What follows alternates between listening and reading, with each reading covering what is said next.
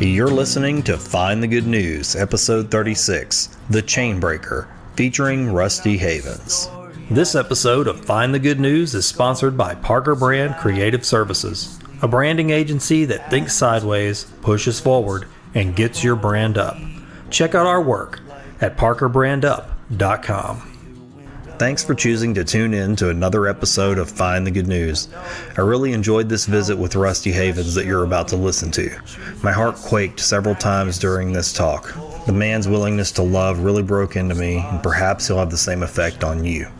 Next week, it's tea time with Julia O'Carroll, the owner of Tea at Walden.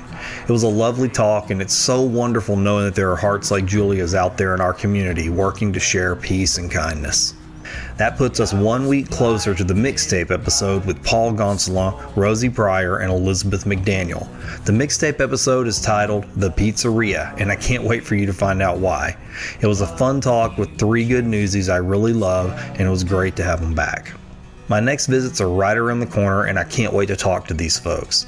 Those episodes will feature local potter and artist Rex Alexander, the founder of Fresh Fuel, Megan Abraham, and Susan Rain of Families Helping Families. Those visits will be happening really soon, so if you have questions you'd like me to ask, then hit the hotline or send me an email. You can find both of those things on the site at findthegood.news. Have you been enjoying the good news that I've been sharing?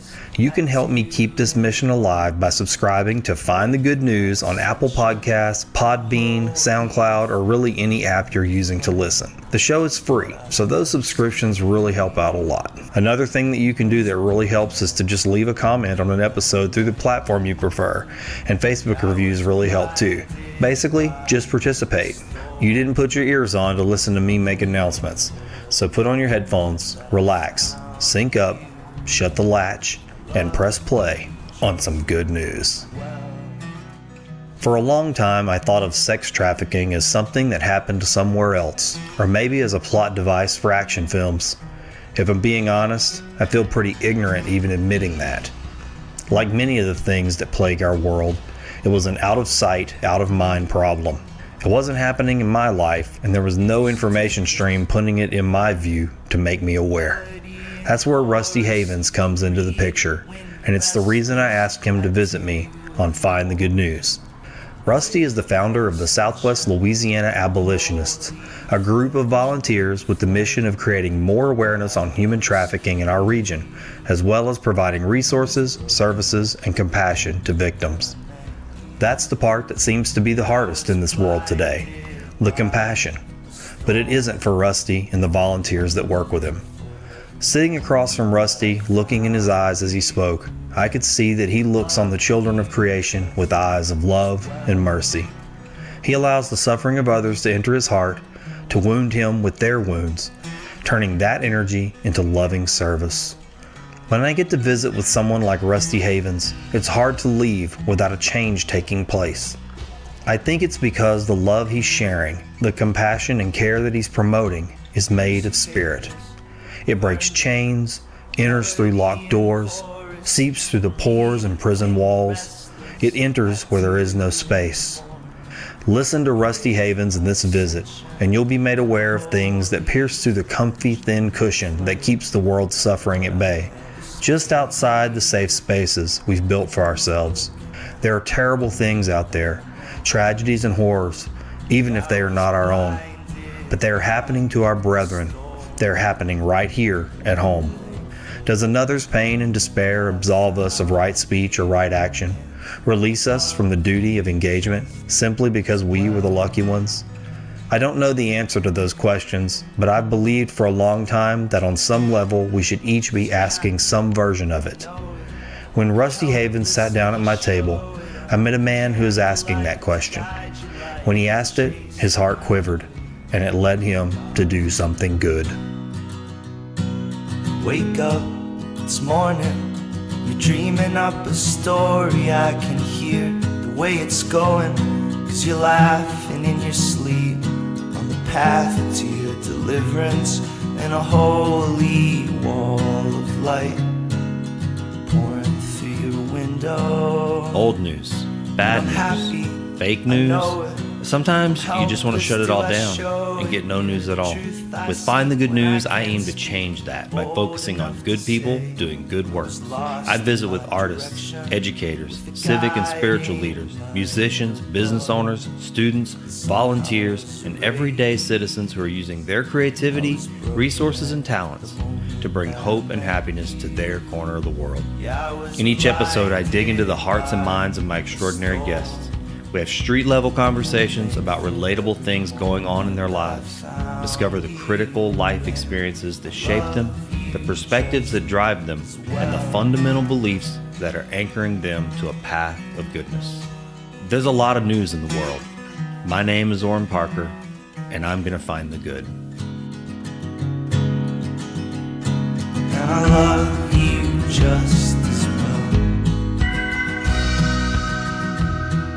I do appreciate you coming over. Oh, I'm glad to be here. You a busy guy? Well, yeah. Yeah.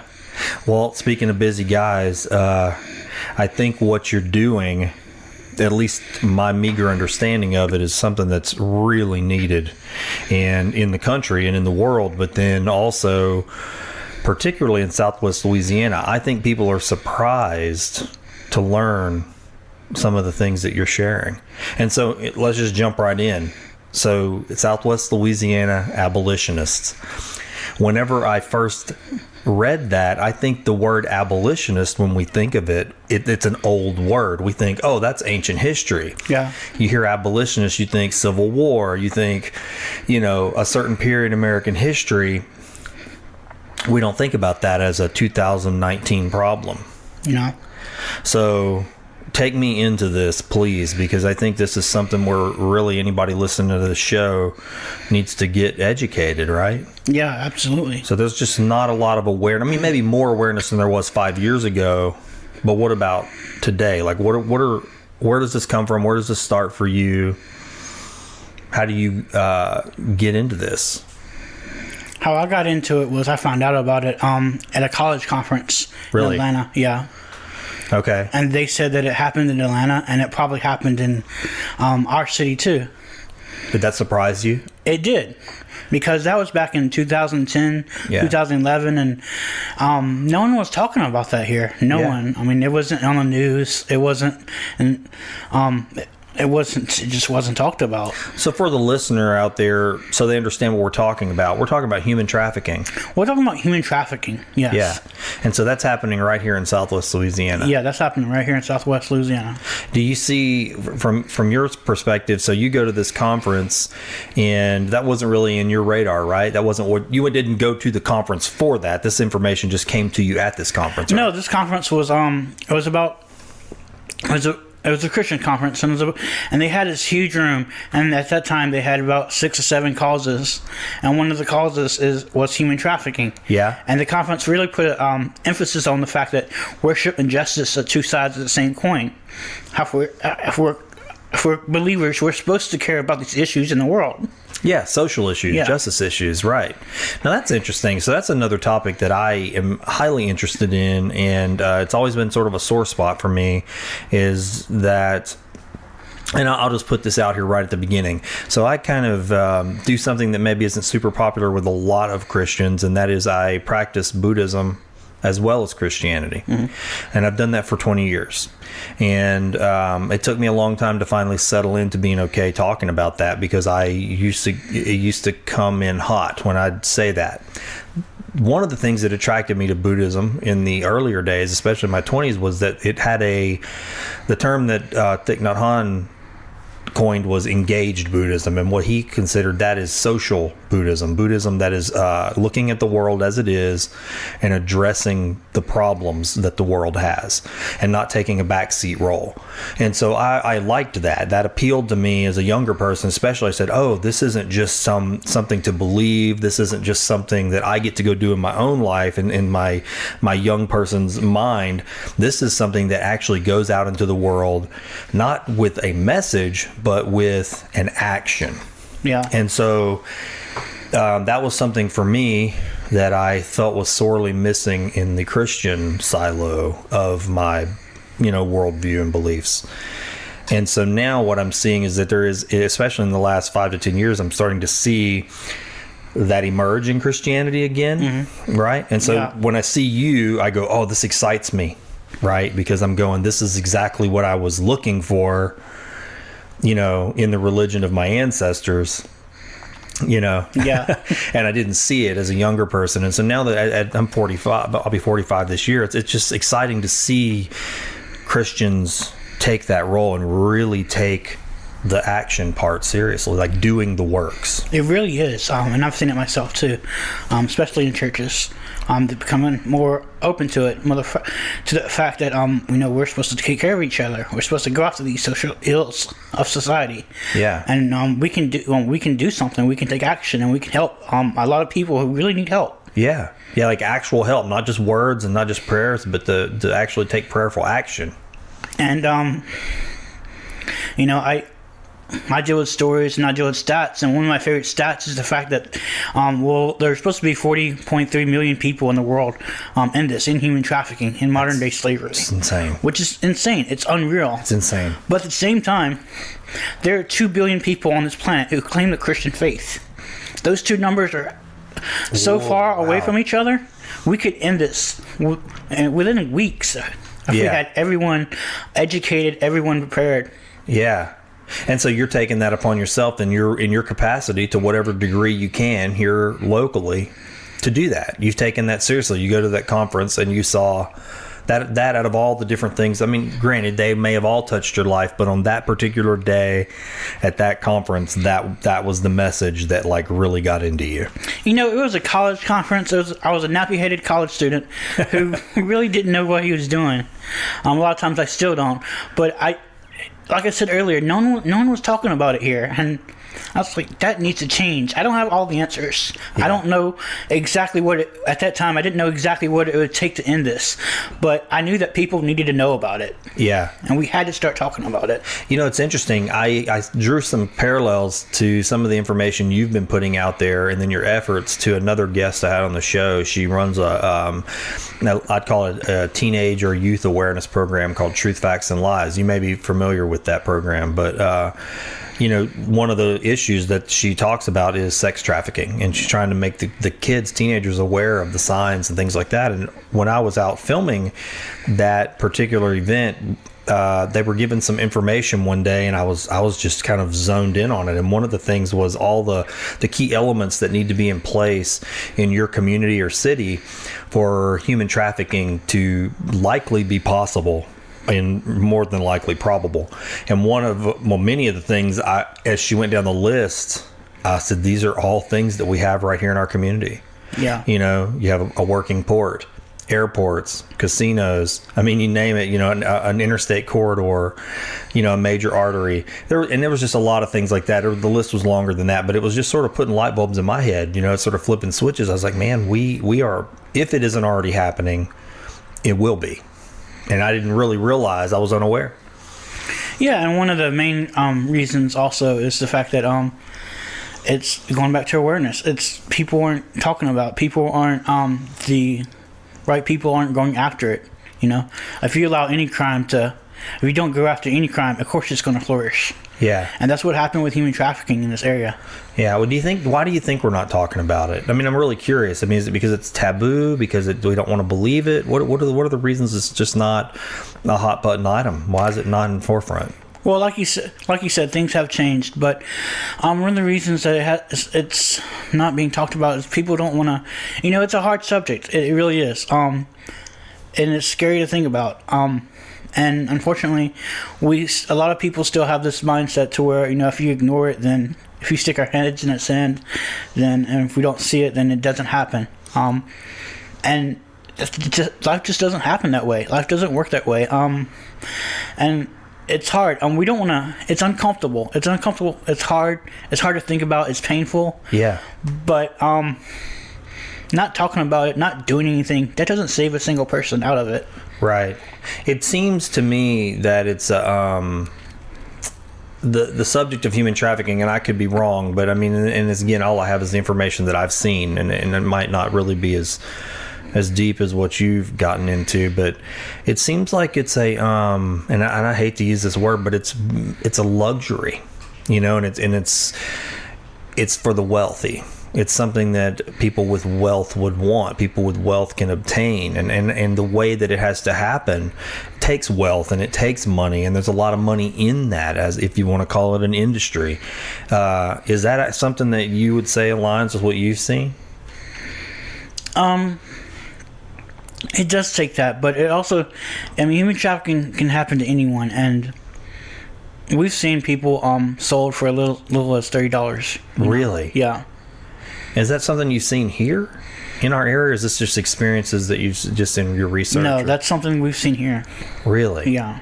Wow. And so how does that work with the name of your organization? And help me, tell people at home what the name of your organization is. 'Cause I said it was the Southwest Louisiana Abolitionists. Is that correct? Yeah, that's correct. Okay. How many people are involved in this? We have about 15 volunteers. Okay. And so how does this work? Like, what are the marching orders here? So what are you doing with this? I mean, I know you're creating awareness, but what triggers this organization to act? Like, what's next? Do you receive tips? Is there a hotline? Is there some way for people to go, hey, I suspect that someone's involved in this, or you're seeing the signs? I mean, what are y'all doing in that regard? We're putting out the signs. We have information. We have materials with the signs. We have them. We have materials with a national human trafficking hotline. Okay. That people can call. It's not connected to us, and we don't run I got it. you. Right. But it's a hotline that's run by a great organization, and it's available 24 hours a day, and they're well connected with people like the FBI, CIA, okay. and things like that. So some other things that we do is we do advocacy. Okay. Which means we make sure that we have good laws to protect our people. Okay. That better punish the bad guys and offer better services to the survivors. So if somebody gets that hotline, I mean, what do? They just call it, and then what's next? I mean, what happens from there? I'm just very curious about the flow of this whole thing, so they understand. Someone listening, can somebody call that hotline if they suspect that there's someone being trafficked, or they have information, or is it for the victims? I mean, or is it just an all-purpose hotline? It's an all-purpose hotline. Even if you just barely think it might be going on, or if you just have questions, you can call it hotline, and they'll answer your questions. Okay. All right. So I'm going to dive back. I mean, part of this show which has really been the part of it that's been really beautiful, is that we really get to find out about the person behind the thing. You know, we can all learn about what you do with this organization. I'm assuming you're the founder? Yes. So this organization that you founded, but I guess where this begins for you, and it's obviously faith related. I mean, you take your religion very seriously. You take the call very seriously. So where does that start for you in your life? I mean, how far back does that go? Were you always a Christian? Yeah, I was raised in church. I was a Christian from a very young age, 8 or 9. Yeah? Okay, does that come from your parents? Yeah, it came from my parents. Okay, so they just passed it on to you. That's really awesome. Some people leave their faith, the faith of their childhood, and move into other avenues or other traditions, but when you actually see somebody where their parents planted it in them and then it actually blossoms into an action like you're doing, I think that's a pretty beautiful thing. So you stay in the Christian church. Was that around here? You from Southwest Louisiana? Yeah, I'm from Southwest Louisiana. I grew up in 2 small towns of Singer and Fields. Yeah, I know where they're at. Okay, cool. Yeah, so an incredibly small town. Fields doesn't even have a caution light, so there you go. Yeah. Well, so you moved to Southwest Louisiana when? I mean, to Lake Charles, Sulphur area. I've been living in Lake Charles for about 6 years now. Okay. And so your parents, what church did y'all go to?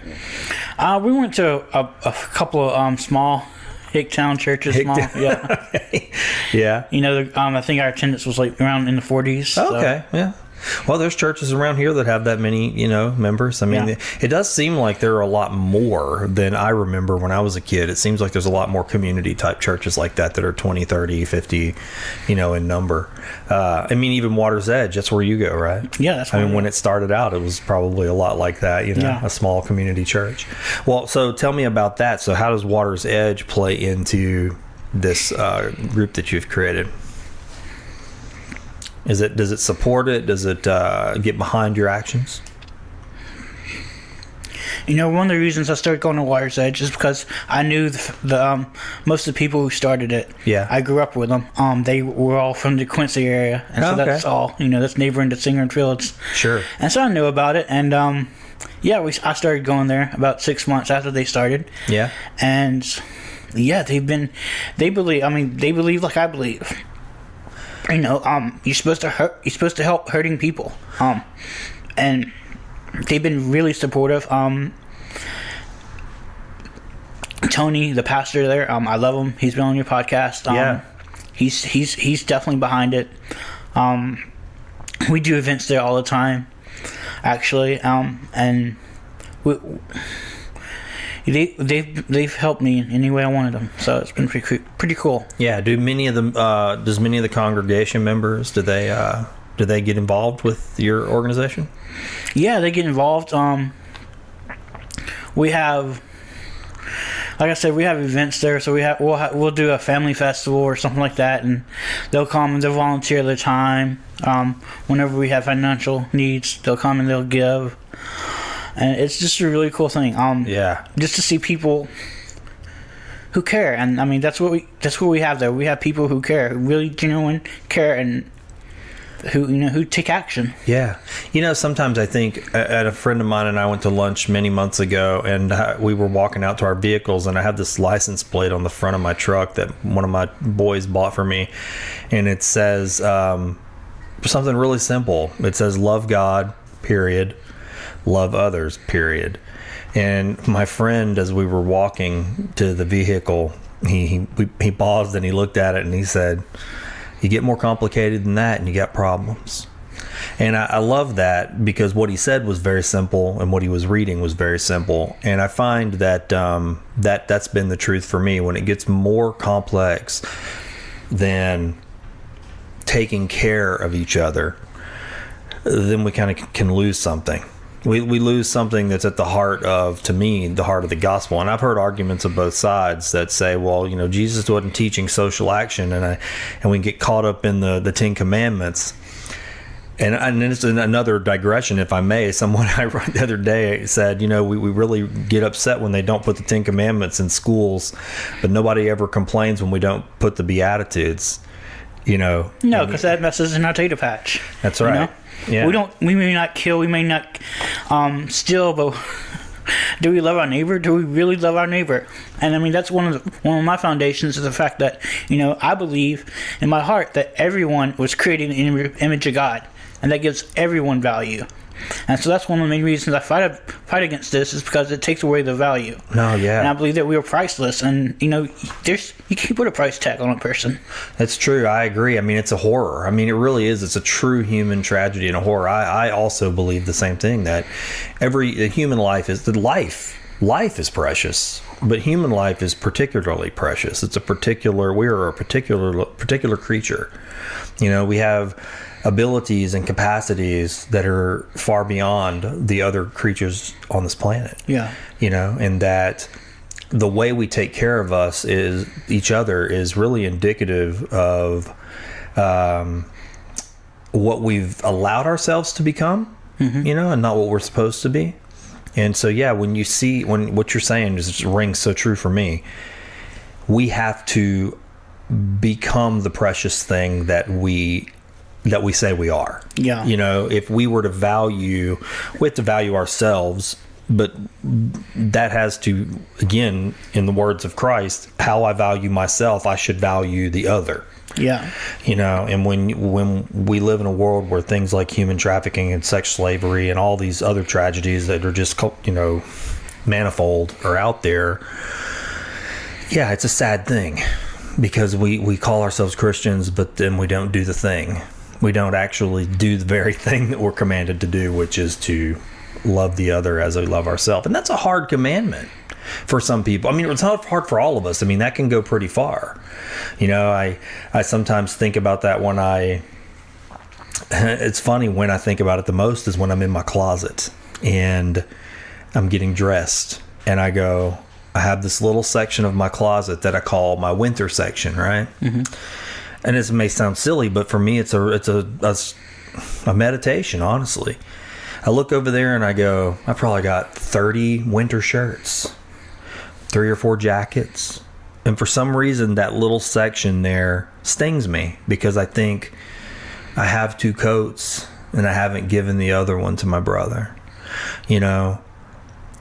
And I think about people that are sleeping on the ground with their children at the border, honestly. I think about that and I go, you know, there's people sleeping under bridges. They're at the mercy of somebody else's compassion, and they have children just like me. You know, but I was the lucky one. I was born here. Yeah. It's just lucky. No, you know, it's just lucky. It's just random luck. And you know, and I'm not getting in my car driving down to the border. And so those things do weigh on me, you know. I mean, how can I use my good fortune to help others, you know? And there's that sort of struggle, I guess, where do you maintain what your family and the people you know, or do you maintain the veneer of that, well, this is our standard of living, so I need to maintain that before I go help my brother who's down in the mud. That's a struggle because we all do it to some degree. We do. It's tough because the call that Christ is making is, I find it to be more extreme than that. If you really dig into it, it's really extreme. It breaks through like a lot of our conceptions, I think. I don't know. What do you think about all that? I just dumped a lot out there. I mean, but I feel like it dives right into the heart of what you're talking about. It does. I guess on the weight of it all, look, I'll go see any Marvel movie. I love Marvel. I love superhero movies. I'll go see any of them all. I went and saw Captain Marvel. But the world just wasn't created that way. And we don't have to have the world on our backs. You know, one person or one group of people can't save the world. I believe that we all have a part to play. A portion to play. Carry out. And I believe that, you know, the heaviness of it all would be a lot lighter if we all did a portion. Yeah, no, you're right. I think that's actually the secret. I think I might be wrong. I'm just going off of what I believe and what I feel, and I have no way to validate this, especially for someone that would, you know, anybody that would maybe have a scripture battle over it, you know. But for me, I felt the same way. I said, I think that might be the real secret message of Christ, is, and we hear it when we hear about the body, you know, all the parts. The pain, the knee's pain doesn't belong to the hand, but the hand rushes to defend it. Right? Okay. So it's that idea that if we all took a little bit of the portion, it would be better. If we all did for the other, then the other would do back. I was in an RCIA class several years ago, and this subject came up, and I was kind of writing in my notebook, and I was like, there is an order to this that does work. There is a harmony that could work, you know. And I kind of brought it up in that class. I said, well, if we love the other, and then the other, and I treated the other the way I wanted to be treated, and I gave to the other, and I didn't even worry about myself. I just gave to the other, and then the other followed suit, and then gave. Yeah. Sooner or later in that cycle of giving, someone's going to give to me. Yeah. And we become this organism that I feel like I see described in the gospel, right? Yeah. That didn't go over so well, because then it came up that, well, that's just, that sounds like communism, it sounds like socialism, and all these things came out, and I thought, it's very interesting how we as Christians will rally against this idea of taking care of each other and politicize it. You know, and weaponize it almost, and say, well, you can only do that so far. You know, that doesn't really work. And I'm going, so we're saying it, we're reading it, it's in the gospel, the blueprint's there. And even to a degree, you see the disciples do that very thing, you know, early on. But at the same time, when it comes down to digging into our own pockets and taking a little from ourselves and breaking down some of the structure that we've become accustomed to, we're willing to throw that aside and say, well, that's for Sunday. That's for Sunday, or I don't know. We give ourselves too much credit. We're like, no, you know, I did this. I built my empire. You know, I yes. You know, God's cool. Yeah, maybe he helped me, but I did this. Right. And then in the Gospels where he calls us to give it away, to die, we get offended by that. We're like, well, no, this is mine. I pulled myself up by my own bootstraps, Yeah. And the fact is, even Scripture says this, everything that we have comes from God. Everything we have comes from God.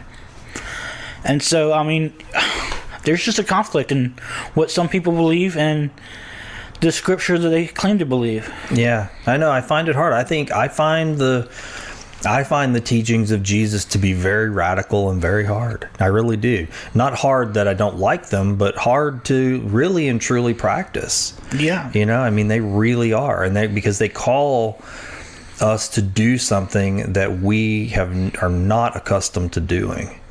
And that is to give things away and give ourselves away and to join in. I use the word organism because sometimes I think it reminds us, that it's a little more complex, but to join the body, right? That is a beautiful concept. But I look around at the world, and I hear these terrible stories of sex trafficking, and I go, the body's broken, right? But that's why people like you hear the call and rise up, I think, because it's almost like healthy blood cells that go attack, an ailment in the body. It's the immune system defending something that's awry in the organism. That's the way I've come to believe this. I really do feel that people rise up. Just Christ really rises them up. He rises up in you to go attack these things and to bring awareness to them and to put the balm on them and to begin to heal them. That's how it happens. It just doesn't happen in the time frame that we can comprehend, I think. It just takes so long. And I'm happy, I know it. If you're like me, then you've got a long wish list of things you need to do around your house. Things you just can't get to. It's not that I don't want to do them, but between my responsibilities at work, producing this show, and squeezing in some valuable mental downtime, I can't seem to get around to fixing the small stuff, and the big stuff is just waiting in line. To be honest, it kind of stresses me out. Maybe you're stressing out too. Well, stress no more because I've got good news. My friend Ben Von Duke has started a handyman service, and he takes the mystery out of getting these things done. Ben Von Duke is not just some guy that calls himself handy. He knows what he's doing, and he knows a whole lot. Not only is he an experienced and professional carpenter, but he's kind of a Duke of all trades. What I love is that he's created an a la carte price list of services so you don't have to worry about getting in your pockets too deep before you're ready. He'll fix your running toilet, install appliances, replace fixtures, install ceiling fans, repair sheetrock and concrete, and a whole lot more than that. Look, I'm not too proud to say this, but sometimes it takes me 3 times as long to fix something because I've got to get online and search videos just to figure out what tools I need. Then I have to go buy the tools that I don't have and then sort of come home and do the job. I don't have to do that anymore because Ben Von Duke will do it and do it better. On top of all that, he's just a good person, someone you can trust. He's honest, he's kind, and those are things that I value highly, and I bet you do too. You can get a hold of Ben Von Duke, the Duke of all trades, the good old-fashioned way, by using the phone. Call or text Ben at 337-540-1355. That's 337-540-1355. He'll send you his service and price list, and trust me, his prices are more than fair. And do me a favor, when you do message Ben at 337-540-1355, tell him you heard about the Duke of all trades on Find the Good News. And I believe 100% this is possible. I believe that I will see the end of human trafficking in my lifetime. Do you? Yes, absolutely. There are organizations, global organizations all around the world who are doing tremendous work, and that's one of the things that college conference pointed me to, with these organizations, and they are transforming some of the worst cities around the world. I think of one city, Cebu, Philippines. Okay. It used to be one of the worst cities for child sex trafficking. Really? Within 4 years, one of the organizations, and I actually volunteer with this organization, IJM, they've dropped the availability of children for sex trafficking down by 79%. Wow. Well, that's a big number. That's a big number. Yeah. And they're doing that in other cities around the world. And, the availability of children in another city went from like anywhere from 15 to 30 down to 0.001%. Yeah. And so ending this is possible, and it is doable. It's not a lost cause. And like I said, I believe that we will end human trafficking. I believe, just to change here, just to change locally in the past 6-7 years, has been tremendous. Yeah. No, I think awareness is first. I mean, we talk about this a lot in my family. We talk about it a lot on this show, is that, being aware of something is typically the first step, right? I mean, now awareness doesn't necessarily change it. You have to take the next action, but being aware of something definitely is first. You can't treat it unless you know what's wrong. Exactly. Yeah. No, I mean, I think you're right. I think it's doable, and I think we have to care. That seems like such a simple word, but I think you just have to care. That's something that I talked about with a guest. His episode hasn't aired yet, but we were talking about what makes the big difference, and a lot of it is just that simple thing of caring. But the other thing that we talked about, that the world is sort of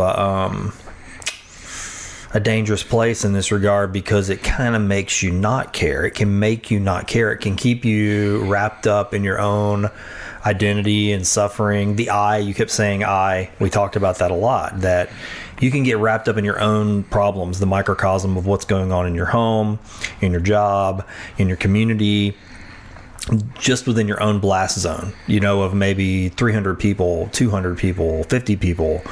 And you get so wrapped up in survival that you can't care about anybody else. All you can care about are the ones that are just right there next to you. So extending that reach of care into a broader circle becomes somebody else's job. It's not your job. And it's not just sex trafficking. It's consumption. It's, the planet. It's hunger. I mean, the list goes on and on. Yeah. So when you're in survival mode, it's like, well, I know these problems exist, but what can I do? And that's the apathy that is dangerous. That's the apathy. I mean, I'm going to use the word the deceiver. That's the apathy that the deceiver and the trickster, can put in your mind, that you can't do anything. I can't take an action. I'm too busy. I have too much going on. I have my own problems. Let somebody else worry about it. Do you see that in the world? Yeah, I do see that. People don't, and that's one of the things my organization tries to address is we try to show people easy ways they can get involved. If they work all the time, great. Give money. If they don't have much money, great. Give you time. Talk to people around you. Everyone can do something. Yeah. And I think one of the things about my story is the fact that it shows that you don't need, there are no qualifications. It's just like you said earlier, just to care. All you have to do is care. And I think a story that kind of shows that is recently, 9 months ago, we had a girl in prison who started writing us letters, and she's like, "Hey, I found out about your organization. I recently heard a presentation in jail about human trafficking." She's like, "I realized this is what happened to me. I was trafficked."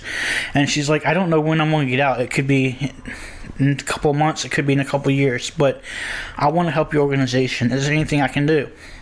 And so we started writing her back, and we started.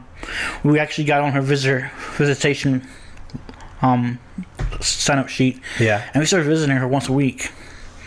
We found out that she was in jail for drugs that her trafficker made her take. Interesting. And she was in jail for a simple robbery that her trafficker made her do. And we just started visiting her once. We started giving her hope, sharing with her, the possibilities of a better life and what could happen when she gets out. And once we found out about why she was in there, we started working on it. I'm like, no, you shouldn't even be in here. I'm like, we're going to get you out. And we did. Within 3 months, we had her out. We had her out of prison, and we brought her to a restoration home.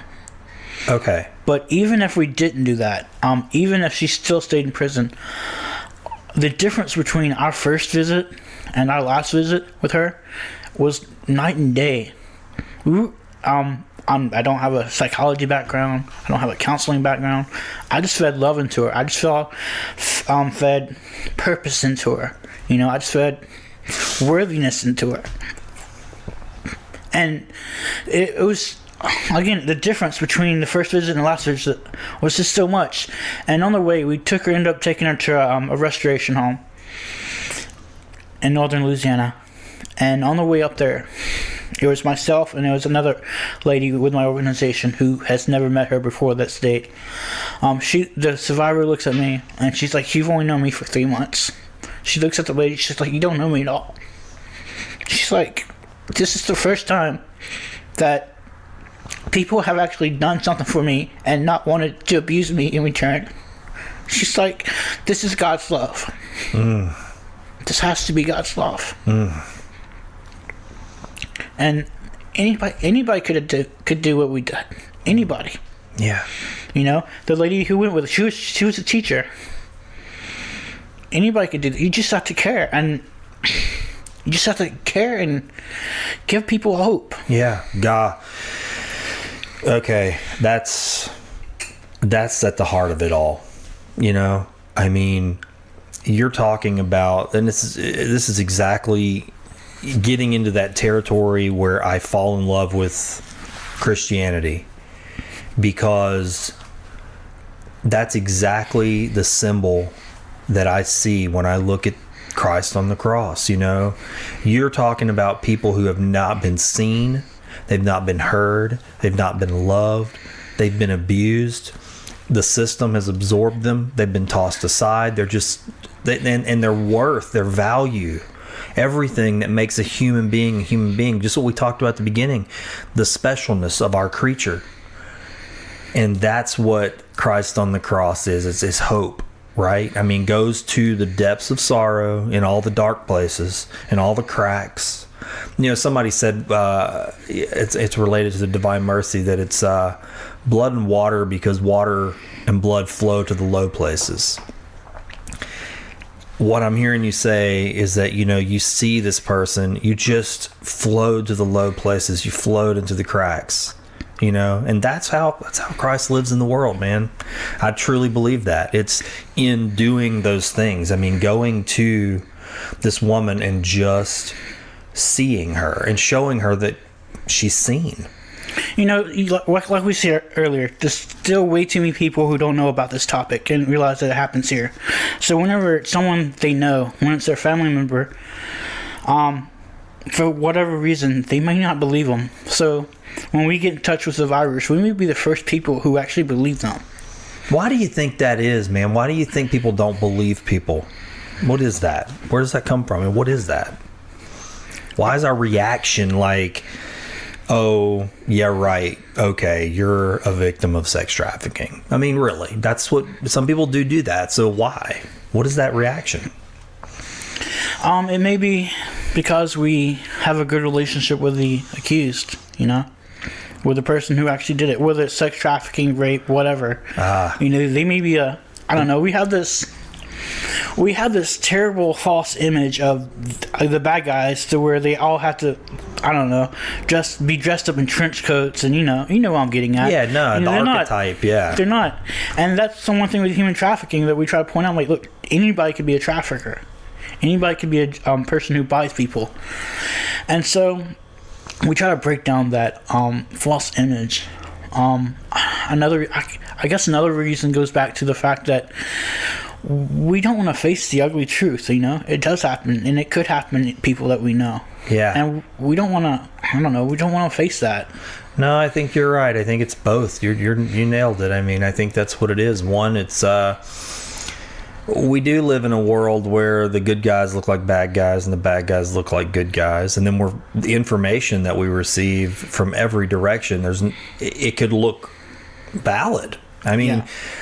I try to be open to information and look at it, objectively for the most part. I don't like sensational stuff. I like plain good information, but we live in a world where there's so many communication tools, and there's so many master communicators out there that you really could be convinced of just about anything. Yeah. I mean, and it's hard to know with your own eyes because you can't travel to these places and locations and be in every situation. Used to, we depended on news and information to do that for us. We trusted journalists, but now, I mean, it's just, again, to say the word manifold doesn't even cut it. I mean, there's so much. Yeah.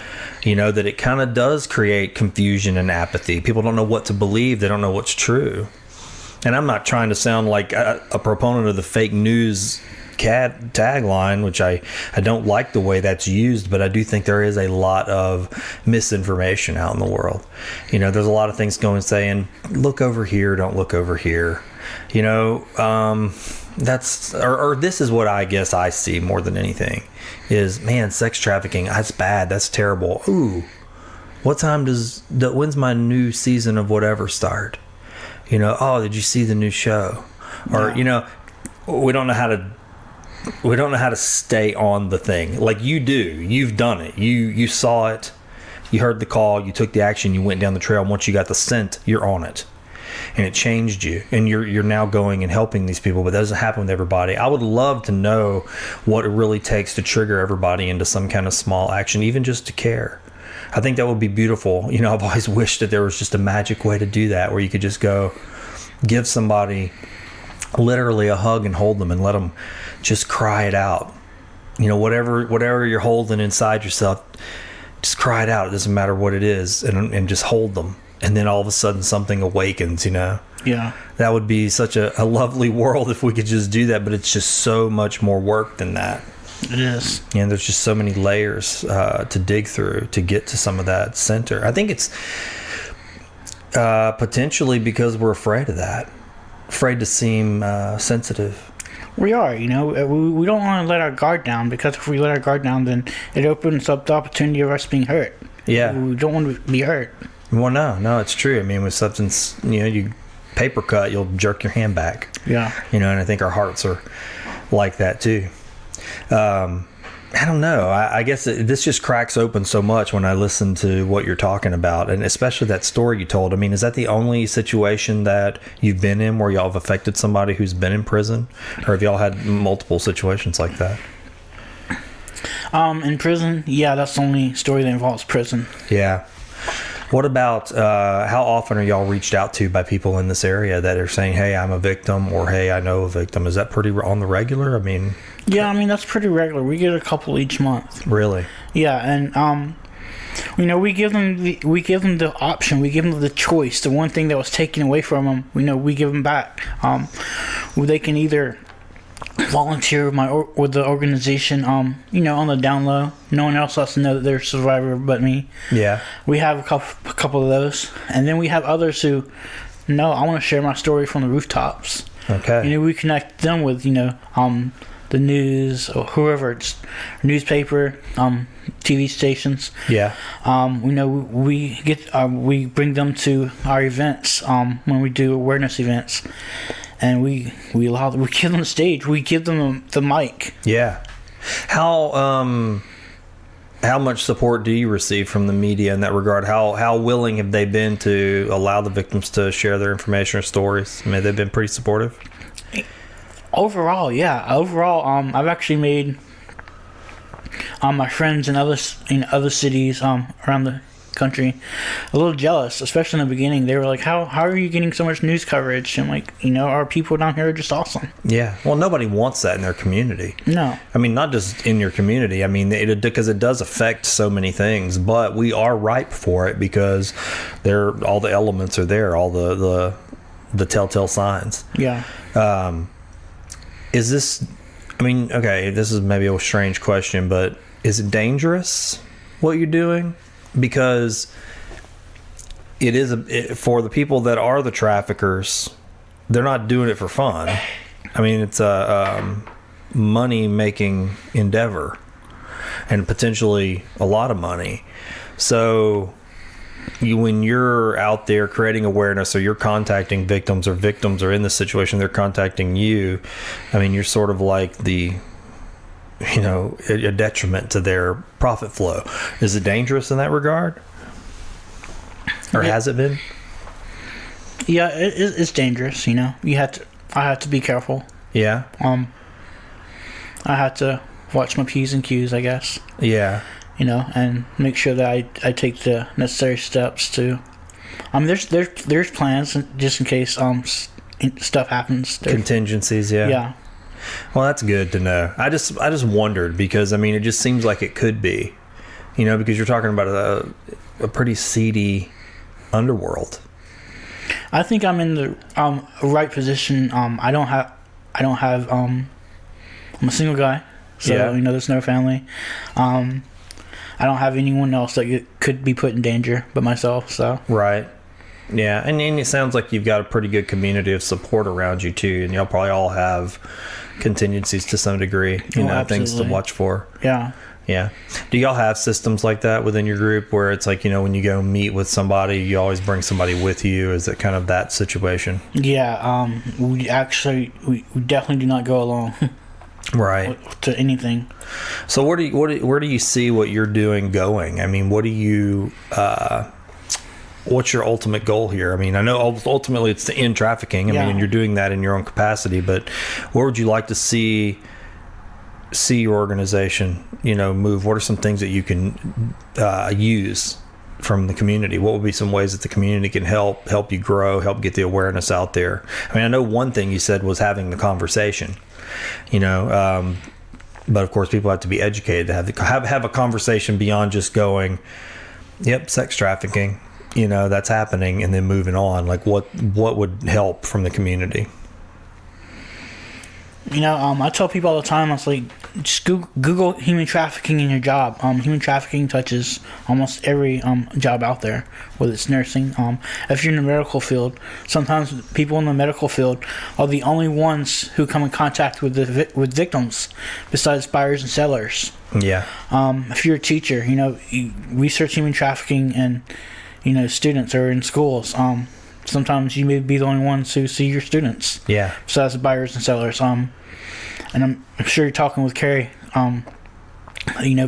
Students can still go to schools and while they're being trafficked. Yeah, that's right. That's absolutely right. That was what was very surprising. I mean, some of the stories that she shared were, right here in our community, and they were people going to high school. And the way that I guess I don't know what the right word is, the spotters or the recruiters or whatever, the way they are, it's so seductive. I mean, what is something that people need to watch out for in that regard, as far as the seduction of a spotter or recruiter, with a young person? What are the typical methods that they suck a young person into sex trafficking? For parents need to know who the children are talking to online through social media. They just do. They need to have their child's usernames, and they need to have their child's passwords. They need to have their phones. They need to know who they're texting. We've had many cases to where we'd see that a parent would hear that, and then they'd check their daughters. We had one case where we did a TV interview, and we said, "Hey, check your kids' phones." Mom found out that her daughter was actually texting a guy from California, and he had bought her a bus ticket for that very next week to go see her. Wow. So it was just like right at that moment. Yeah. Another thing, and going back to young kids, not not sure if you heard this before, but 1 in every 4 teenagers are willing to meet someone offline that they've only met online. That's scary. It is Terrifying. because I was speaking to 2 young kids the other day at an event, and it's like, I could be a 12-year-old kid from another race. You would never know on Facebook. Matter of fact, I do have a couple of Facebook profiles For those purposes. Yeah, for those purposes. But I'm like, if I can do it, anyone else can do it. Yeah. Well, no, I mean, that's true. I mean, that's really terrifying. When I think about that, I'm 45, like I said, and I didn't grow up in a world where we had online communication. So my youth wasn't spent with that. I mean, that didn't emerge till I was in my 20s, later 20s even. And then social media didn't emerge till I was in my 30s, right? So that didn't make it, it's not in my awareness to think like that, because it seems there's this knee-jerk reaction that just kicks in that says, oh, I'd never do that, so why would my kid do that? But I forget, my kids have grown up in this world. This is communicating online is very normal to them. They don't have those same apprehensions in place, right? You have to build that apprehension in. I mean, they may have general apprehensions, but that's not enough. They know somebody online that's very normal. They go, I'm getting to know them. I trust them. I believe them. I see a face. I see the telltale signs of a story here. This person is a living, breathing identity. So, I mean, going back to your question, I encourage parents, guardians to have that open communication with their children. I encourage them to watch there are movies, clean movies, safe movies about human trafficking that parents can watch with their children. Just educate them. We dealt with one girl who was working at a local restaurant, and one of her tables had I don't know if he was a trafficker or not, but he was a bad dude. He promised her fame and fortune, which is what teenagers want, right? Yeah, right. Fame, fortune, money. And so he's like, how much are you making here? And she's like, minimum wage. He's like, you're way too pretty to be making that. He's like, I can't promise you anything, but I'm a professional modeling photographer. He's like, I have contacts with people at Gap and these other companies, and he's like, I have a professional studio set up at my house. He's like, here's my card. He's like, if you're interested in making more money, why don't you come over?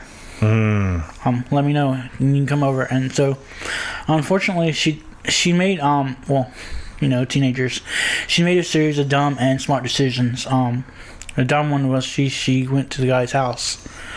She did bring friends, so that's something that we tell people. We never go anywhere alone. Always bring friends or whoever.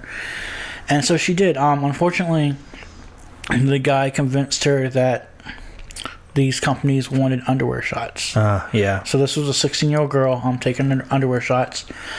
Very inappropriate underwear shots. So bringing her friends along probably saved her that day. At the end of the day, the guy was like, hey, okay, give me your email address. I'll send you a copy of these photos, and I'll let you know, and we can meet up later if these companies say anything. So the other smart thing that she did was she gave him her mom's email address as her own. Oh, wow. So I'm surprised she did that, actually. Yeah, me too. So she did that, and then her mom gets all these pictures of her daughter, her 16-year-old daughter. Did that happen? That's what happened? That's what happened. And her mom came to us, and she's like, look, am I just being overchecked? I'm like, no. I'm like, and most people don't know this, but no company will ask you to do underwear shots, especially for an underage kid. Underwear shots, your first shoot, none. It just doesn't happen. Yeah. So we connected the mom with the hotline, and she called them, and actually got law enforcement after the guy. Yeah. But thank God things went right for that girl. Yeah, she made a few. I mean, she made the decision, but then also made a few right decisions. I'm surprised. That story went that way. Yeah. Yeah. I mean, not many kids would do that and go, especially at that age, and go, "Oh, this is my mom's email address," because the shame factor. I mean, people are shamed into silence. When things like that happen. That they can use those things and hold them over their head. Yeah. And especially if the photographs would have been more risque. Yeah. Right? I mean, who's going to do that? Give their mom's email address. And then having friends along, that's interesting too. So that tells you that she was thinking, oh, this is legit. I'm going to do this thing. Yeah. Yeah. And it probably stopped the photographer from, going further. I've seen that kind of stuff. And I mean, I don't want to paint everybody with the same brush, but I've seen some of that stuff locally with photography. Mm-hmm. People put out there that they're a modeling agency, and they may be. I mean, people might be trying to start a legitimate business, but when I don't know, man. I'm just being truthful and honest and putting all my cards on the table. For me, that's just red flags all over the place. When you see that kind of thing happening, I'm going, is this really modeling? What is this? I mean, you start seeing sort of risque photos. They're all sexual in nature. They're not just clothing models and things like that. They're all very sexy, and it's young women and young girls. And I don't know. I just go there. Something seedy about it, for me. And that's, again, my own perception. And I'm happy, I know. You're driving down the road, everything is going just fine. You're listening to the new episode of Find the Good News in your car, and you're all stoked about trying out this zipper merge thing you've been hearing about, when all of a sudden you hear that sickening tap on your windshield that's just a little too loud. I've got some bad news for you. You've just got yourself a rock chip. Unfortunately, I've got some worse news. If you don't take care of that rock chip, it's going to turn into a crack. But I do have some good news too. You don't have to have a rock chip or a crack, because I've got a way for you to take care of it ASAP. If you go to asapglassco.com right now, you can stop that chip from winding across your windshield like the Calcasieu River.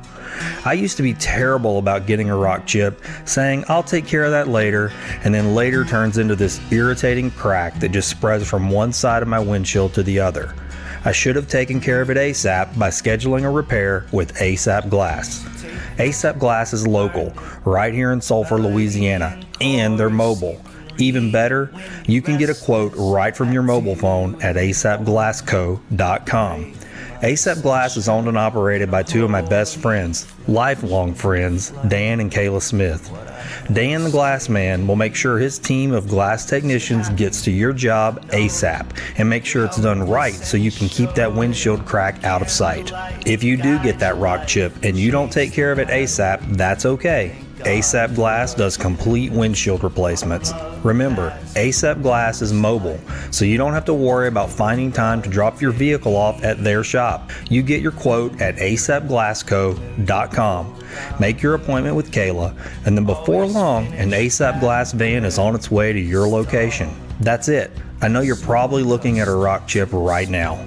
Don't wait. Take care of it ASAP. Go to asapglassco.com on your mobile device and get a quote. That's asapglassco.com. And make sure to tell Dan and Kayla you heard about ASAP Glass on Find the Good News. And that's what I want to happen, I want people to second guess these situations they come into. Yeah. Well, I mean, that's exactly right. You want to create some new awareness. I mean, some new pings, I guess, would be maybe the right way. Something that's just setting your radar off, and saying, hey, there's just something off about this, and know what the signs are, Or do y'all provide information to people? Do y'all have literature and things like that they can get, or do y'all direct them to places where they can get that? No, we provide literature. We provide literature to medical clinic, to really anybody, medical clinics, churches, teachers, just whoever. And if we don't have it, we'll create it for you if we haven't reached your niche yet.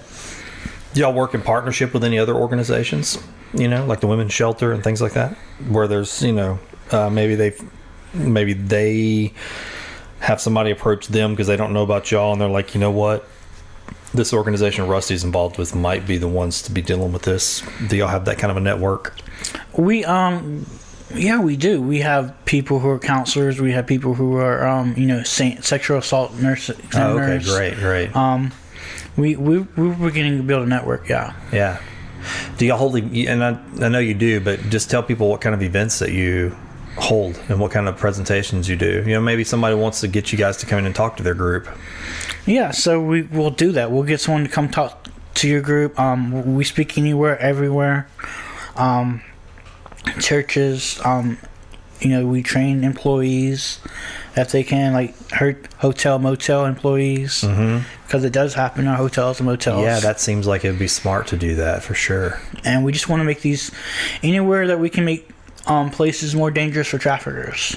Yeah. And harder for them to do what they do. Yeah. I mean, the I-10 corridor seems to be rampant with that. I mean, it does. I mean, everything that I'm hearing from other people that said, oh, yeah, I mean, it's just a throughway for that kind of thing. I mean, because you can get across the country all the way down from Texas all the way across Florida, Yeah. And a port, and there's a port everywhere and an airport all the way along the way. That's one of the reasons that we did every year or two we will do a crazy project, or what I like to call a crazy project. And so our last crazy project was we put a billboard on I-10, and it was up for a full year, and it just simply said, hey, human trafficking happens in Southwest Louisiana. Yeah. And it brought awareness to over 7 million people. Yeah. What kind of response did you get to that billboard? Did you get any contacts directly from that where they were like, oh, that came from the billboard, somebody saw this and it was a direct line to helping somebody? Yes, we got a lot of results. Something really cool that kind of happened was the fact that it went up right around the same time that we got our new city council and new mayor in. Okay. And then we had a full page article in one of the newspapers. And so I went to the swearing in of these people, and I spoke to some of them, introducing myself, and like, oh no, we know who you are. We saw the article, and some of them were like, we had no idea that it happens here. Yeah. And I was like, well, you just got elected. Be in charge of a city, I'm like, you should know this. Yeah. So that was cool. But we did get a few phone calls on people reaching out who reported the crime of human trafficking in our city and other cities. We had a few people call us, and we were able to prevent human trafficking from happening. I remember one grandmother, she called in and she's like, hey, look, this and this is happening. My granddaughter, one of the things that was happening was her granddaughter she had a new older boyfriend, and he was starting to isolate her from her family and her friends. Oh, yeah. Yeah. And that's one of the signs of human trafficking, right? So we were able to guide her in the next steps and talk to her. So yeah, we had a couple of really cool things happen. I want to stop there for a minute and talk about that behavior, and it may not necessarily be related to just human trafficking, but that's something that in my life I kind of started to see in some people I know, where there was a dominant figure that was a bit aggressive, and then as time goes on, you begin to see this. You see things change. So like it's almost like in the way I've thought of it is like plucking the petals off of a flower. I love you, I love you, you love me, you love me not. And I was like, that's what this individual has sort of kind of done, is the family is this flower, and then as time has went by, one by one, now daddy has been made into an enemy, and that petal gets plucked off, and now brother's an enemy. Okay, pluck that petal off, and then now the neighbor is an enemy, and this neighbor's an enemy, and this friend's an enemy, and this church is an enemy, and this group is an enemy, and before long, now this little group here, they're completely shut off from everybody that supposedly cares, and somehow everybody who cares has been made into sort of the bad guys. Yeah. And I wasn't aware. It went on for over a period of time. It's not a human trafficking situation, but it is an isolation situation. It's a control situation, and I think it's disturbing behavior when you start to see that. And once you see that pattern, it's hard to unsee it. And you go, oh, this is definitely a pattern of behavior. This is. It's almost like cult-like. Yeah. And it's strange that can happen in families too, and even in abusive situations in families, sex abuse or otherwise. I mean, any kind, you can see where there is one figure that's isolating everybody, and there's no, and then the people within that unit or community or family or whatever, they don't have all the communication is sort of controlled by this individual. right? And so that person has no way to know. They don't have any hope anymore. They think it's normal. Yeah. I mean, I'm sure that happens to people who are sucked into sex work or sex trafficking or any kind of abuse like that, right? I mean, they control the world. What you described about that individual isolating that girl, that's frightening, because it happens over a period of time and they don't even realize it's happening. No. You know, something Carrie talked about with her program, and I think it's one of the something that just disturbs me. I don't know why, but it disturbed me greatly, was these young couples in relationships where, let's say, the boy will tell the girl, well, you need to put my thumbprint on your iPhone. I want to be able to get in your phone. You can't have your phone locked. I mean, immediately when I hear that, I go, hit the road. That's not a good relationship. That is not okay. No. And if there's any teens out there that's happening with, I mean, you're talking about the beginning of the pattern of that behavior of control. Yeah. You know, I mean, I'm sure with sex trafficking, though, they have no communication with the outside world, right? I mean, it's all controlled by the trafficker. Yeah. Yeah. Is that what you've seen? I mean, in your experience, that most of the people you've been in communication with, that they pretty much don't know what's going on out in the world? I mean, is that what it's like? They've been conditioned to think that what they're going through is normal. So even if they still do have contacts in the outside world, even if they do still have a place in the outside world, they don't second guess it. They just think, okay, well, this part of my life is normal. Yeah. You know, this abuse, this trafficking, whatever. You know, it's... Or traffickers will either teach them that, or they'll find a way for you not to tell on them, whether it's either that or it's, you know, we've had instances where we've had traffickers tell mom, hey, it's you or it's your 5-year-old daughter, which one? Oh, so it's like a threat, a family threat. They hold that, hurting somebody else. Yeah. Yeah, that reminds me of the story that Carrie shared with through Truth, Facts, and Lies, was that it was like, here's pictures of your mama, your brother, your daddy, your sister, you know, and these people are all in danger if you don't keep doing what we tell you to do. Mm-hmm. Yeah, and then also making them fear law enforcement. Is that a tactic? Yeah, absolutely. So there's been cases. Well, I don't know of cases locally, but I know there has been cases where traffickers will have their friends dress up as law enforcement, and then go in and abuse girls and boys and teach them not to trust law enforcement. Right. Yeah, that's probably worse. I mean, because then you have no advocate. I mean, something that should be a sign of hope becomes something to fear. Yeah. Yeah. Well, I know I strayed away from the original cause of what got you into that, but I mean, it's really interesting to me to hear, and it's educational. I mean, I realize I really need to have more awareness too. I mean, just being aware is not enough. I need to know what the signs are, you know? I mean, because when we encounter people out in the world, you need to be looking, you know? Really do. You need to be looking, and you know, I've had a couple of good friends who have, you know, who have kind of had to twist their arm maybe a little bit into taking the National Human Trafficking Hotline and putting it in their phone, and then they end up using it. Yeah. To report crimes. Yeah, I think that there's that. Again, that gets into that idea, you know, and I hate it because it's become a dirty word. People have made it a dirty word, like it's something to make fun of people with, and it's calling somebody a social justice warrior, and you hear it a lot. I mean, in our world, used in a negative way. It's like, and then they go, oh, you're a SJW, or oh, you're a social justice warrior, and you can toss somebody aside, and it just sort of this can you throw them in. And when I really think of the words social justice warrior, I think of it and I go, don't we need people to be these social justice warriors? I mean, in a way, that's what you are. I mean, you're saying this is a social justice situation.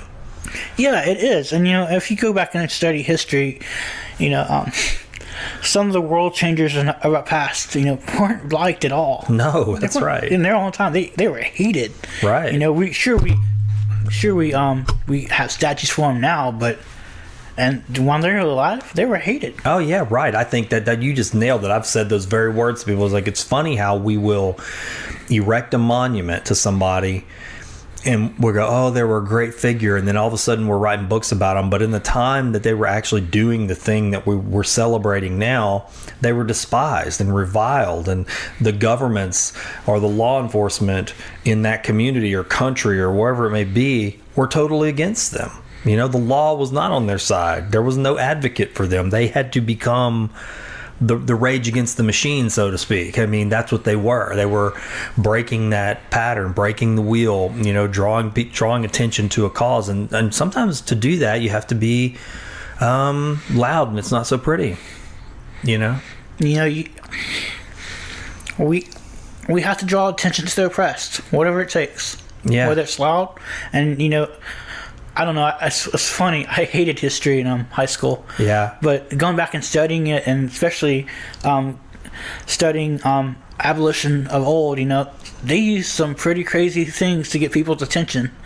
I remember one guy. He had I can't remember what his name was, but he would go on. He would have a Bible, and he'd have a package of a bag of blood in that Bible, and he'd stab it, and blood, and it was just something that he would use, you know, and people would call him crazy and outrageous, but you know, he got people's attention. Yeah.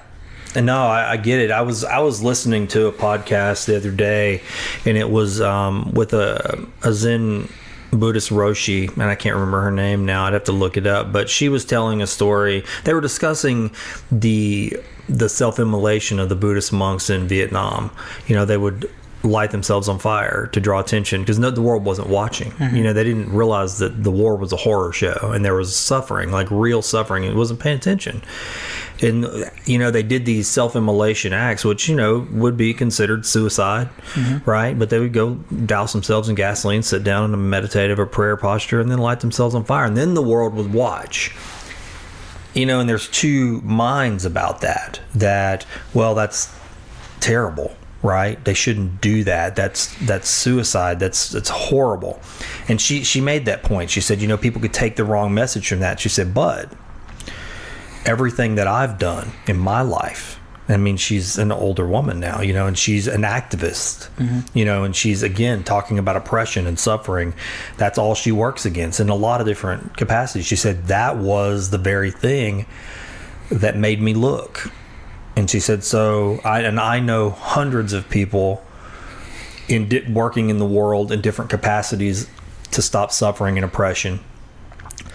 That was also what made them look. She said, so on the one hand, you can say that's horrible.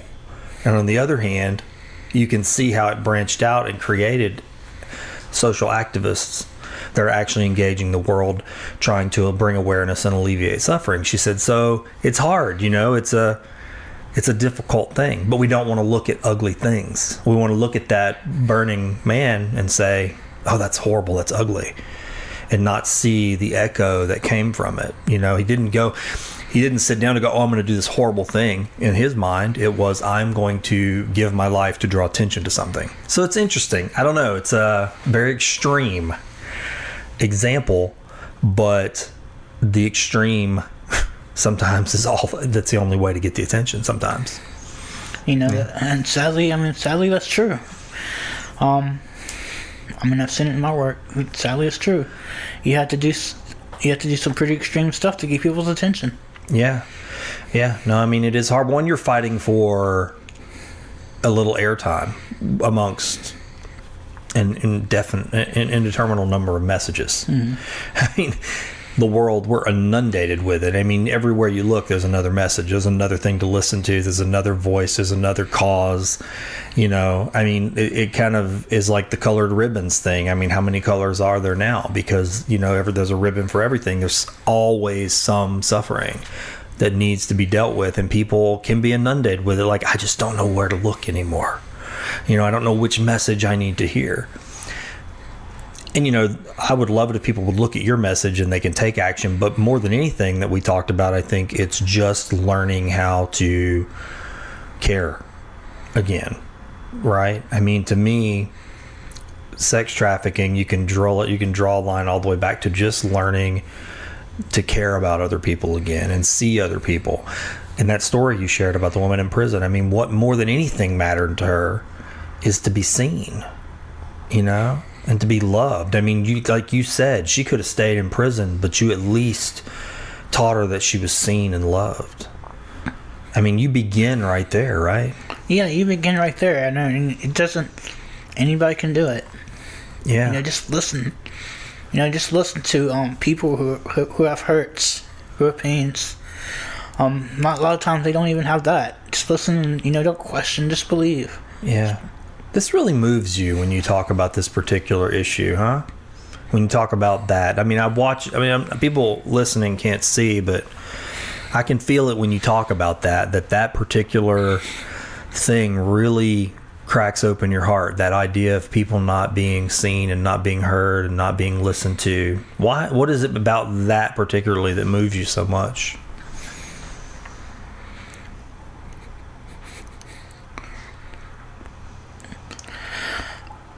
I just see the fact that each and every one of us has so much God-given potential and so much God-given power to change the world, and we think that we overanalyze it. We make it too difficult, but it doesn't take much. A lot of times people just want to be seen. People just want to be heard. And it's a really simple thing to do. They want to feel valued. Whether it's talking about human trafficking or whether it's talking about our homeless community. It's looking the oppressed in the eyes and saying, "I see you. I see you as a person. I see you as a fellow image bearer of God." I think that, I guess it's true for human trafficking too, but we look for our value in so many other things. But I don't know, I gotta tell you, I think, and I know I said it earlier, but when I'm listening to you and watching you say these words, I get what you're talking about. People want to be seen. It's something to do with reminding people they're not alone, because we can feel very alone out here. We got this big universe, and we talk about this at home a lot. If I scattered the stars in front of you and you could actually see them all, you couldn't even point to where we're at.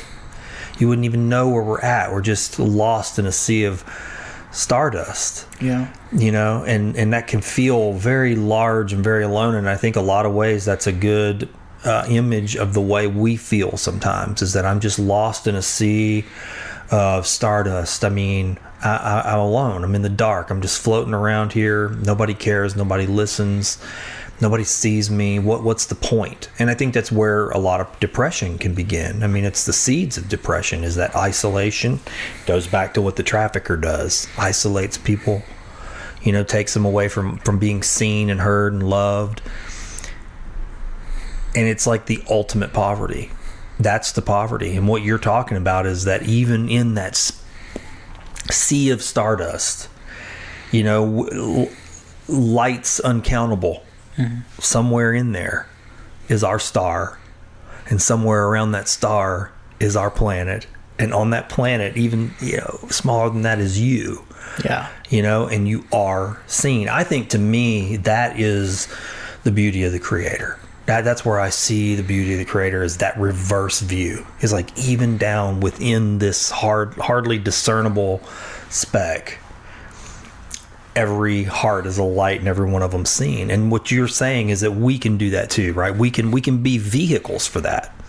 We can be the eyes of the Creator, like on the ground, on the speck, and don't have to take the broad view. We can particularly go love a person, see a person, listen to a person, let them know that they matter. Yeah, exactly. We all want to feel like we matter, and that's I've struggled with depression, and one of the things that it makes you believe the lie that things that you do don't matter, or your life doesn't matter. But it does matter. Things we do matter. We do matter to other people. Yeah, and we should. Yeah. No, it's hard. Our family has dealt with that depression. I've dealt with depression. I mean, I've told that story lightly on this show before, that was actually what I didn't know it was depression at the time. I mean, I was in my 20s, but I think it was that very depression was where I discovered that I was loved, because I got to the bottom. I didn't know that I was in what I was in the bottom of. And somewhere in the bottom, in the dark, in tears, not heard, not seen, isolated and alone, something emerged that told me, in whatever way that, whatever, take that however it means, however you want to take it, that I was loved and that I had value and that I mattered. And that was the beginning of crawling out of that hole. And I've wanted people ever since then to feel that same thing. You know, it kind of goes back to what I said. I want people to know that you, in whatever you are, however you are, whatever you look like, however you were born, whatever lucky or unlucky hand you've been dealt, your value is exactly the same as the others, as everybody else. Exactly. And you know, you go back and you study these heroes in history, and you know, you and I are in good company because they've dealt with depression. And you go back and read some of these books by Mother Teresa. Oh yeah, she felt completely alone, like God had abandoned her. Exactly. Yeah. And look what she did. That, I know it's hard to believe, isn't it? It is. Mother Teresa, I mean, we look at her and what she did. She did exactly what you're talking about. She looked deep at this human suffering and she just entered right into it. But even during all of that, she felt alone, like God didn't see her. You know, and she believed and walked forward and did the work. You know, and so she had to be the light for other people. I mean, it's a beautiful thing. And not just her, you know, there's biblical heroes who you read scripture and like they're asking God, kill me now. I'm tired, just in my life, please. Yeah. You know, Elijah, a couple other ones, but you know, and I've met some of the, I guess, heroes in my cause, and one thing I learned is, up to a point, we're just all trying to do the best we can with the knowledge that we have. Yeah. You know, we don't have all, even some of my my heroes, you know, they don't have every answer. They don't have all the answers. They're just trying to do the best they can with what they have. Mm-hmm. You know, including Mother Teresa. You know, she just did the best she could with what she had. And I think that sums it up. You know, you just wherever you're at, whatever you have, just do the best you can. Yeah, whatever your lot. Yeah. Yeah. And it's like you said, you can still, and even if you feel like you don't have anything, do you have the capacity to care? You know, and do you have the capacity to love? And if you don't feel like you have the capacity, do you have the capacity to try? Because I think you have to try. You know, I think it does take an effort. I find, for the most part, loving people and feeling compassion for people is fairly easy. I mean, I think for the most part, but there are situations that arise, and even though I take that as a call to really try to cultivate that in myself and in others, I fail. Mm-hmm. You know, I succumb to the wiles of the world. Yeah. You know, I'm seduced into taking another worldview, and not, I use the word demonizing. I don't literally mean it that way, but like demonizing in someone and making them an enemy and saying, oh, they're the other. I don't want them in my life, or I value myself. I do it often, value myself more than I value somebody else. It doesn't mean that I don't wish I wasn't that way and that I don't think it's worth the effort, but I do think you have to put the work in. I mean, it's like a muscle. You know, it is there, but you have to work at it. I really believe that. Yeah, me too. You know, I struggle with certain things. You know, certain people, or I don't want to call them enemies, but you know, people who may not see the world as I do, or people will come up against me, well, sometimes I'll catch myself, and I'm like, well, no, they'll never change. They're always going to be like this. Yeah.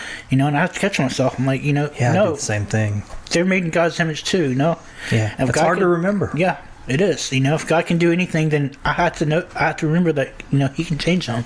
Yeah, and there's the what ifs and the buts out there in the world too, because for any example that you and I could give on the show of the value of being that way, someone can come in and dispute it and say, well, yeah, but what about this? Or what about this action? Is this forgivable? Is this, and I've thought about that a lot.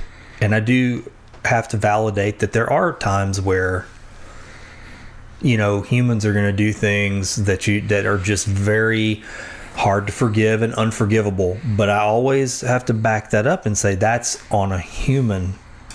They're unforgivable on a human standard, right? Yeah. But there is another standard that I can't fully comprehend, that I can touch sometimes, but I still can't. I don't see the full scope of it, and that's that sacred dimension, I guess. Mm-hmm. Where in that sacred dimension, the forgiveness is there. Right? The forgiveness that I withhold, that I can't give. Someone does an atrocious crime, just something horrible. I don't even want to verbalize it, but just imagine the worst thing that could happen to you that would make you hate another or want to hurt another person or want revenge even. And justice, and I'm using quotey fingers around the word justice because I go, well, that's all very human.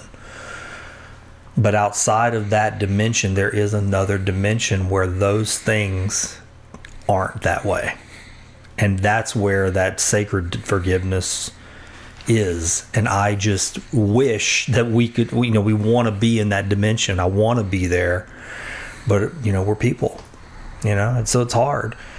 I think it does take work. I don't know. It takes effort. And sometimes it can even be a bit exhausting. You ever feel depleted from those efforts? I mean, that's a real question. I mean, is it hard sometimes to just look at what you look at with this organization every day and just go, man, it's just so hard, sometimes so dark? Yeah, it absolutely is. And it's it's a lot of work to separate myself from this work, from what I do. Yeah. And sometimes, going back, sometimes, the enemy, sometimes I let him in too much. Sometimes, he'll start saying, that, we're not making a difference, or... The noonday devil is what they say. Yeah. I've been there. I've actually completely been defeated by that before. I can promise you. I know of one particular endeavor that I was a part of that I let that completely shut it down. And it was that same thing. It was not apathy. It was doubt and despair, really, I guess would probably be the right word. Not despair in the sense of all hope is lost despair, but just is this the energy I'm putting into this am I making a difference? And I think that's my human mind trying to quantify something and go, well, I'll have made a difference if this and this happens. I wanted to see it. Mm-hmm. What's sad is whenever now someone will message me and it's one person, it's just one person. They say, as I still think about this and it changed my life, and if it wouldn't have been for this one day, everything shifted. And it's something from a year ago that I didn't know, right? I, as a human, wanted to see the fruit. Yeah. And I didn't know that what that one thing that we were doing was doing, maybe 30 people involved, but one person particularly. And of course, me as a human, I'm trying to quantify it. It's that bean counter. And it's saying, well, out here in the world, I want to see the fruit. And so I give up. The noonday devil takes hold, and then I quit this thing, and I don't realize that I just couldn't see it. I didn't know what God's work really was. Right? Does that make sense what I'm saying? It does. It's hard doing that with an organization because, you have all these people who, I don't know, you feel the weight of it all, and you feel like, okay, well, I have to show my work, right? Right. We have to, but one of the things that we do is going back, is we do awareness, and I can't show you the kids who don't get trafficked. I can't show you the people who don't fall into trafficking. I can show you how many people or how many survivors we talked to that month or that week, but I can't show you the people who we saved from ever falling into trafficking to begin with. Right. And so, it's hard. So it's hard to show people, I guess, our prevention, right? Yeah. Yeah, no, I get it. It's interesting because it reminds me of something we were watching on a show last night. And they were, and I'm going to draw a line to physics and biology here, but we were watching the show where it's a documentary where scientists in different disciplines, the documentary would start with one, and then they would take that one and they would go meet with a scientist in a different discipline. And then that one that they met with would go meet with another. And it was just showing how different disciplines could relate to each other. But one of the things that she was saying, and she was talking about the kaleidoscope of life in microbiology, and she said, in a microbiological sense, all life has a common ancestor. And the other scientist said, "Oh, that's interesting." So she said, "Well, that's what all the evidence points to." She said, "But there could be another ancestor in the mix, but we can't know that." She said, "Because we don't know what to look for." Yeah. Because all we know is the life we know. Yeah. And I thought that was a very fascinating point, and my mind lingered on that for a while. I was like, that's interesting. You can't identify something that you don't know. And that's kind of what, and I guess it reminds me of what you're saying, is like, I can show you all of this because I have this data, but I can't show you the thing I can't show you the other thing. Yeah. There's no way, there's no data on that. Yeah. It's pretty fascinating. Yeah, no, I don't know. I think you're doing good work, though, man. I really do. I mean, immediately when I saw, I don't know how I came across your information, to be honest with you. But then once I started putting some fishers out there and some lures out there, and people were contacting me back and giving me information about it, I said, wow, this is really good. This is doing some really good work in the community. And, again, my only awareness was from what Carrie was doing with her program and the teenagers. I didn't realize that there was actually a group here locally who was making waves with that. Man, yeah, we're trying. Yeah. We're doing some great work, thanks to the support community, but there's definitely more to do. And I'm happy. I know it. This episode's Fishing for Goodies Fishbowl sponsor is Brimstone Museum and Henning Cultural Center in Sulphur, Louisiana. I don't know what you look for when you travel, but one of the things I look for when I'm putting together my itinerary is a unique museum or gallery in the city I'm traveling to. I do this almost every time I go to a new city, but if I'm being honest, I'm guilty of not always doing that very thing right here at home in Sulphur, Louisiana. That's really a shame, because we have one of the most interesting, historically relevant, and culturally rich corners in any city in the country about 2 minutes from where I'm sitting right now. I'm talking about the Brimstone Museum and Henning Cultural Center. Have you ever really thought about why our city is named Sulphur? They've got a permanent exhibit on the history of the sulfur industry that answers that simple question and more. You really get a full scope of just how important the sulfur mining industry was to the development of Southwest Louisiana and the impact it had on the rest of the world. Yes, the rest of the world. On the same property, right next door to the museum, is the Henning Cultural Center, presenting some of the most interesting, modern, and culturally relevant local art shows I've ever seen. My dear friend Tom Trahan and the Brimstone Historical Society have really worked hard to give us this treasure, and it's a multifaceted jewel that I plan to take advantage of more often. You don't have to wonder what their hours are, or how to get there, or what shows are coming up. Just go to brimstonemuseum.org like I did, and subscribe to their mailing list right there on the homepage. That's brimstonemuseum.org. Tom will make sure you start getting the announcements for each and every new show at the gallery. But you don't have to wait for the mail to arrive to enjoy this historical local treasure. You don't have to be guilty, like me, of overlooking a local wonder that conveniently sits next to the Grove, one of the most beautiful walking parks in Southwest Louisiana. Drop in and say hi to Tom for me. Tour the museum and center, and make sure to tell Tom that you heard about Brimstone Museum on Find the Good News. Now, let's take that dive in the fishbowl. So, we have this part of the show called Fishing for Goodies. I don't know if you've listened to any of the episodes here. But what we do is we have this fishbowl here, and it's got questions in there that I've put in, and then that some of the other guests have put in, and then a few other things that people that listen to the show put in. I don't really know what they all are, but what we do with each guest is you reach in and you draw 3 questions, and then we have a discussion about those 3 questions. Okay. So you dive right in. Now that's a what if, or would you rather? That's going to be interesting. Nobody's drawn one of those yet.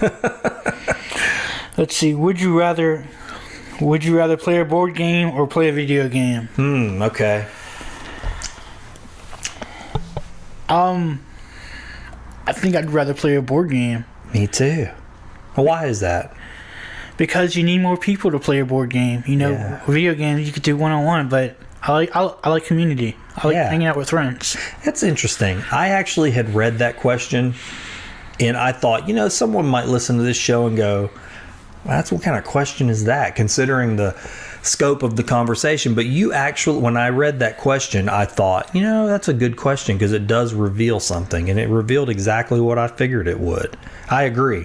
I would much rather play a board game because of the dialogue that ensues. Yeah. I enjoy the laughter. I like the tongue-in-cheek competition of a board game, the fun. I mean, when we don't play a lot of board games, we play a lot of card games, and we like Uno and Go Fish and just different things like that with the kids. And we always have a good time, man. We'll say one more game, and then we'll play another round of Uno, and we'll play one more game, and we laugh and we cut up, and it's just a good time to bring everybody together. And personally, I don't have any jokes or any stories about any times where I played a video game one-on-one. But I mean, I have stories where I was with groups of friends and, either we messed up or something funny happened. Yeah, no, you're right. I hear a lot of things with people, especially now. Video games are, you could say they're community because you can communicate with people all around the world. But what I hear more than anything coming out of that is there's a lot of, it cultivates abuse almost. I mean, it cultivates a keyboard courage kind of mentality. It's like, I can be mean, and there's this protective gel between me and these other people.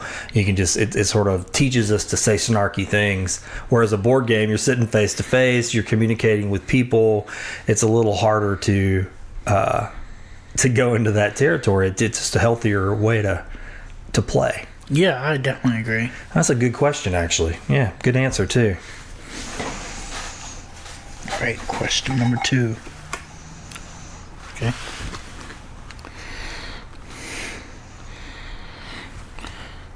Would you rather go back in time and meet your ancestors, or go to the future and meet your great-grandchildren? Oh, man.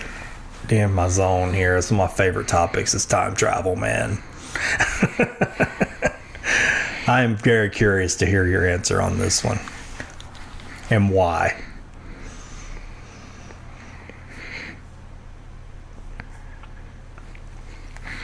I would rather go to the future and meet my great-grandchildren. Really? Why Yeah. is that? So people you don't know, you'd rather see. I would like to see the progress that we've made. Yeah. Yeah, see where we ended up. Yeah. Yeah. I didn't think about it that way. Yeah. I think for me, I probably would say the opposite. Okay. I mean, I still think that's a good point. Mm-hmm. I think for me, going back and seeing my ancestors, I don't know if I would actually want to interact with them. Because, I mean, getting into the whole time travel thing, you don't want to mess things up. Yeah. But I do think I'd like to just observe and just see what their lives were like and just watch, because I think it would reveal a lot. I have questions. I think for me that's probably would be where I would go. But I can see why going into the future, you could just observe and see, like, how did things play out? Especially with your group and organization, you'd be able to see like the world, not just your future ancestors, but also what the world has turned out like. Have we made progress? Yeah, I mean, that's definitely something I'd be interested in seeing. Yeah. Really cool. Yeah.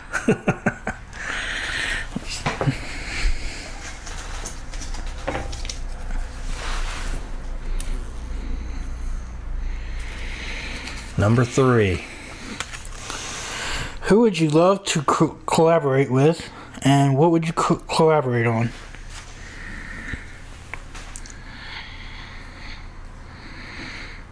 Wow.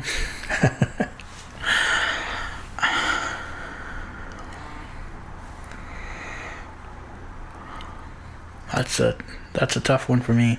Is it? Yeah. Tough and it's hard to think of, or tough in that it's like emotional or something like that? No, I think there's too many possibilities. Too many possibilities, yeah. I can see that. Yeah. Are there people that you admire, that you'll admire the work they're doing, and you go, boy, I'd like to be involved with what they're doing?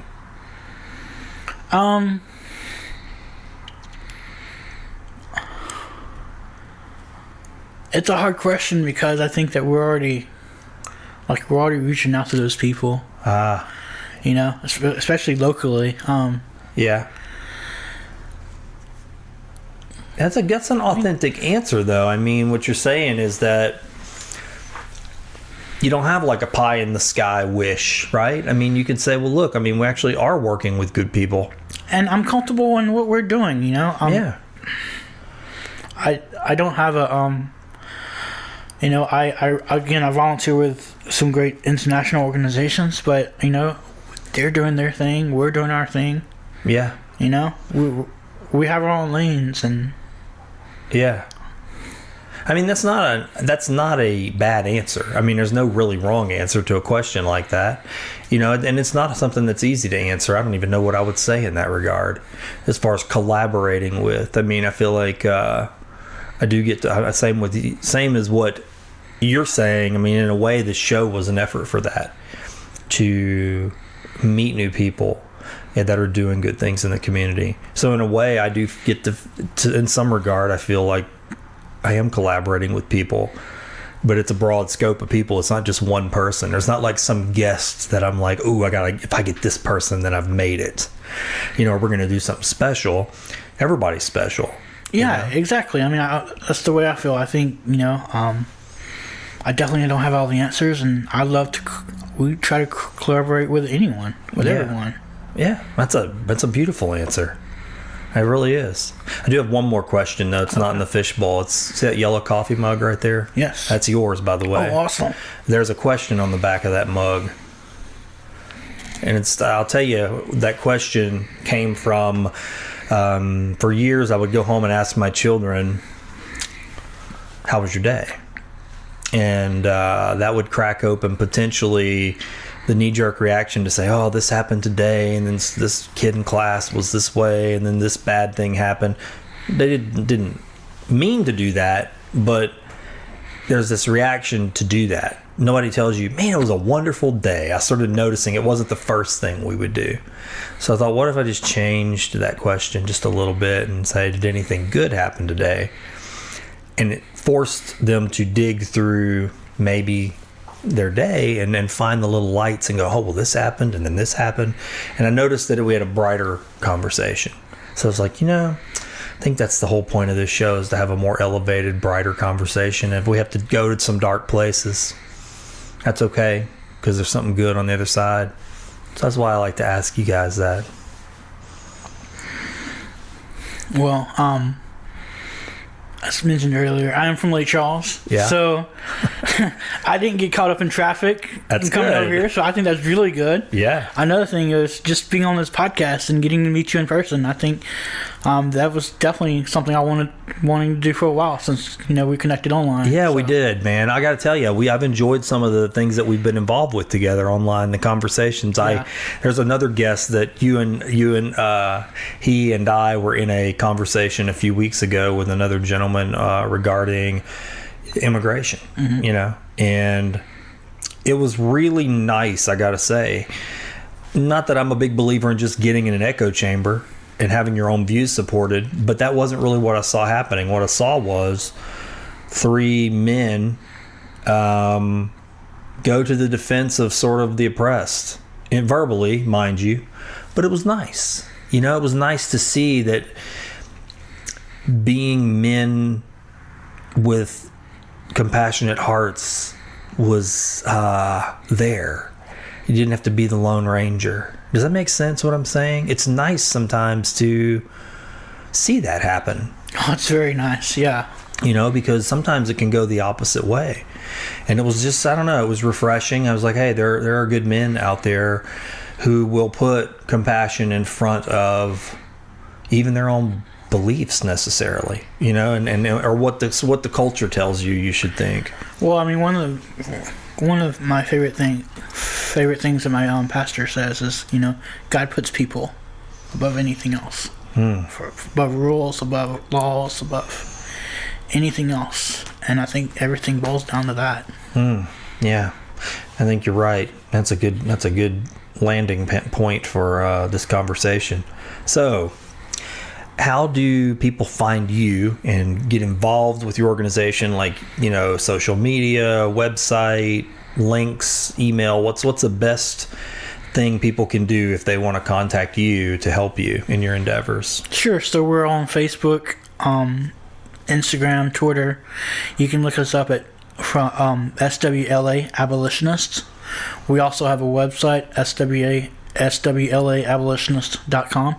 Okay. And just look us up, research the information, and feel free to contact us. We want everyone to be involved. There's something for everyone to do. Yeah, and especially the number one thing, first and foremost, awareness, and start having the conversation. Yeah, right? Start having the conversations. Absolutely. Yeah. We can't. Something I said from the beginning. I can't end human trafficking by myself, and neither can my group. Yeah. It's going to take all of us. Yeah, no, I totally agree. I think that's anything in this life. It's going to take us all together. No man's an island. We can't do it alone. I think we should we should be working together. Amen. Yeah. Thanks for coming, man. Thanks for having me. And I love you just as well. Thanks for listening to this episode of Find the Good News. If you would like to advertise on this show or sponsor an episode, just visit findthegood.news. Send me a message and we'll see about getting your business, organization, service, product, or event on the show. I deeply thank each of you again for supporting this podcast.